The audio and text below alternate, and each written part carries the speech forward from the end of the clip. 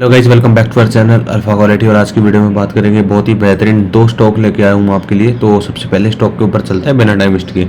ठीक है, तो यार अडानी पोर्ट अपना है सबसे पहले शेयर। तो सबसे पहला शेयर हम स्विंग बेसिस के ऊपर लेके आए। स्विंग बेसिस के ऊपर हमने इसको सेलेक्ट क्यों किया है, क्योंकि सबसे पहले हम देखते हैं जो चार्ट पैटर्न लग रहा है ये है weekly time frame, sorry daily time frame का चार्ट लग रहा है। इसके अकॉर्डिंग मैं यहाँ पर ट्रेंड लाइन को मार्क कर देता हूँ, जिससे थोड़ा सा कन्फर्मेशन चले कि मार्केट किस स्टॉक किस अप ट्रेंड में है, मीन्स अप ट्रेंड में है कि डाउन ट्रेंड में है। ठीक है, तो स्टॉक अपना अप ट्रेंड के अंदर है। देखो जैसे क्लियरली इसके अंदर शो हो रहा है। भाई क्या हो रहा है यार, जैसे सिंपली इसके अंदर दिख रहा है कि इसके अंदर हायर हाई की फॉर्मेशन हो रही है। ठीक है, तो higher high than high than high than high. ठीक है, तो हायर हाई का फॉर्मेशन हो रहा है, तो हमें एंट्री कहाँ लेनी है। ठीक है, तो यार मैं आपको बता देता हूँ, जो बंदे नए हैं, ये जो रेड कैंडल है हमारी 50 EMA की कैंडल है। ठीक है, तो हमने 50 EMA के अकॉर्डिंग ट्रेड लेना होता है। ठीक है, तो ये जो कैंडल है इसके अकॉर्डिंग हमने इसके ब्रेकआउट प्लस में इसका रिटेस्टिंग के ऊपर बाय करना होता है। और अगर मार्केट अपने अप ट्रेंड के अंदर हो, मीन्स जो स्टॉक है वो अपने अप ट्रेंड में हो तभी। ठीक है, तो अब एंट्री कहाँ लेनी है। हमने एंट्री इसके अंदर पहले भी काफ़ी बार ली है और पैसे बनाई भी है इसके अंदर।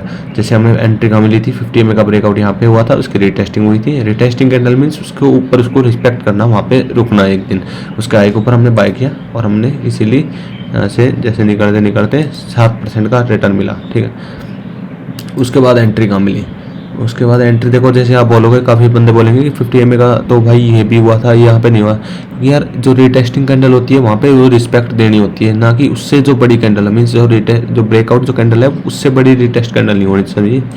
ये तो फिर दिक्कत आ जाती है। हालांकि इसके अंदर भी 4% का रिटर्न इसने दिया था, लेकिन फिर भी वो मूवमेंट मिस हो जाती है, क्योंकि हम जहाँ बाय करना चाहते हैं वहाँ से ऑलरेडी मूवमेंट आ चुकी होती है। मीन्स जहाँ से अगर हम बाय करते तो इजीली हमें 13% का मिल जाता है। लेकिन इसके हाई के ऊपर हमने इसलिए बाय नहीं किया क्योंकि जो ये वाली जो कैंडल है वो इस वाली कैंडल से बड़ी है।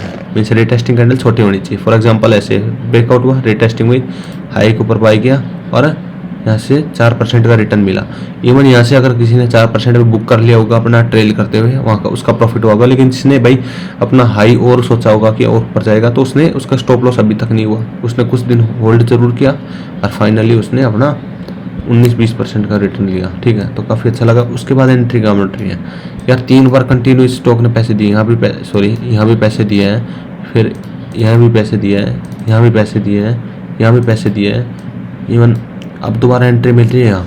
ठीक है, अब दोबारा 50 EMA का ब्रेकआउट हुआ है, रिटेस्टिंग हुई है। रिटेस्टिंग कैंडल कौन सी है, ये भी रिटेस्टिंग कैंडल, इसके हाई के ऊपर बाय हुआ नहीं, ये दोबारा रिटेस्टिंग कैंडल बना, एंट्री हुई नहीं, दोबारा रिटेस्टिंग कैंडल, दोबारा रिटेस्टिंग कैंडल। अब हमें बाय कब करना चाहिए, ये जो लास्ट जो रिटेस्टिंग कैंडल है इसके हाई के ऊपर अगर स्टॉक निकलता है तो हम बाय करते हैं। अडानी पोर्ट जो स्टॉक है इसको हम बाय करने वाले हैं इसके ऊपर। ठीक है, और हमारा स्टॉप लॉस का बड़ी कैंडल के नीचे। इवन स्टॉप लॉस तो बड़ी कैंडल जो ब्रेकआउट कैंडल है उसके नीचे रखना था, लेकिन अगर थोड़ा सेफ चलना है तो ये इसके नीचे रख सकते हो। ठीक है, ठीक है, स्टॉप लॉस देख लेते हैं और कितने परसेंट का है। 2.5% का यहाँ पे बन रहा है और 4% का यहाँ पे बन रहा है। और हमारा जो नेक्स्ट टारगेट है वो 900 के लेवल से, मीन्स प्रॉपर 10% के आसपास इसके टारगेट है और 5% का इसका स्टॉप लॉस है, 4% का ही।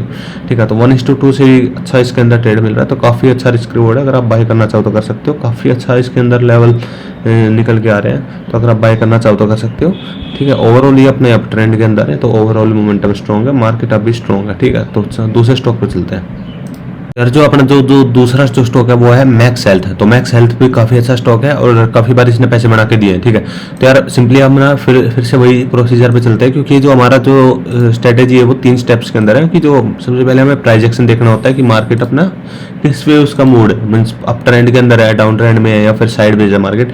तो ओवरऑल हमें ट्रेंड देखना होता है प्लस प्राइस एक्शन देखना होता है। उसके अलावा हमें मूविंग एवरेजेस के अकॉर्डिंग ट्रेड लेनी होती है, क्योंकि मूविंग एवरेजेस ये है कि 50 EMA का ये है या फिर 48 EMA भी मैं फॉलो करता हूँ कि पिछले 48 दिनों का क्या इसके अंदर मोमेंटम है, कैसे इसके अंदर मोमेंटम है, इसका जो ओवरऑल ट्रेंड है वो बुलिश है या बेयरिश है फिर साइडवेज है। ठीक है, इसके अंदर ओवरऑल ट्रेंड लाइन को फॉलो करते हुए प्रॉपर चल रहा है, प्रॉपर इसने ट्रेंड लाइन फॉलो की है। ठीक है, अब इसके अंदर ब्रेकआउट रिटेस्टिंग चेक करते हैं। ब्रेकआउट हुआ, अब देखो रिटेस्टिंग कैंडल इससे बड़ी बनी, हम बाय नहीं करना। ठीक है, ब्रेकआउट हुआ, रिटेस्टिंग कैंडल इस कैंडल से छोटी है, एंट्री हमने कर ली।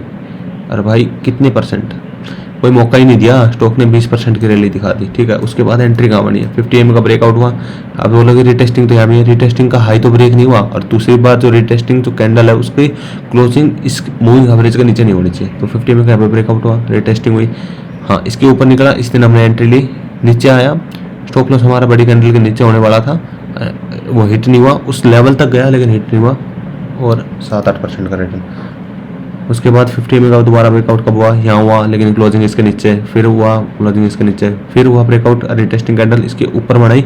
अब इसके हाई के ऊपर दोबारा निकलने की बजाय दोबारा कैंडल बनी, दोबारा कैंडल बनी। अब इसके हाई के ऊपर अगर निकलती है तो हमारी शिफ्ट हो गई, तो रिटेस्टिंग कैंडल वो शिफ्ट हो जाती है, ठीक है। अब रिटेस्टिंग कैंडल यहाँ पे आ गई, तो हम अगर इसका जो ब्रेकआउट होता है मीन्स रिटेस्टिंग कैंडल के हाई पे निकलता है तो हमारी एंट्री बनती है, और उसके हाई के ऊपर हमारा एंट्री होकर नीचे हमारा इस जो बड़ी कैंडल है ब्रेकआउट कैंडल, इसके नीचे हमारा स्टॉप लॉस होने वाला है, ठीक है। तो यहाँ से देखते कितना लेवल निकल के आता है, बस स्टॉप लॉस चेक लेते हैं। लगभग 4.5% का है, तो ऊपर का जो है 650 के लेवल तक देखे जा सकते हैं। 10% का इजीली रिटर्न मिल सकता है। 10% तो मैं आपको बता रहा हूँ मीन्स मेजर टारगेट है, लेकिन 628 तक के लेवल आप देखे जा सकते हैं इजीली, क्योंकि एडिटर जो रेजिस्टेंट है वो भी काफ़ी पास में ही है। तो मीन्स हम ये नहीं बोल सकते कि अगर हम यहाँ एंट्री मिलेगी तो यहीं तक जाएगा। काफ़ी बार क्या होता है कि रेजिस्टेंस तक गया, नीचे आया, फिर उसने बाउंस बैक दिखाया और निकल गया। मार्केट ऐसे ट्रैक करती है, तो आप रेजिस्टेंस पे कुछ क्वांटिटी बुक कर लो, उसके बाद हम आगे का प्लान करते हैं, ठीक है। तो ये 2 स्टॉक्स थे, काफ़ी अच्छे स्टॉक लग रहे हैं, तो काफ़ी अच्छा इसके अंदर स्टडी मटेरियल आपको सीखने को भी मिला होगा, काफ़ी सारी चीज़ें, और मैं स्टडी मटेरियल आगे भी लेके आऊँगा।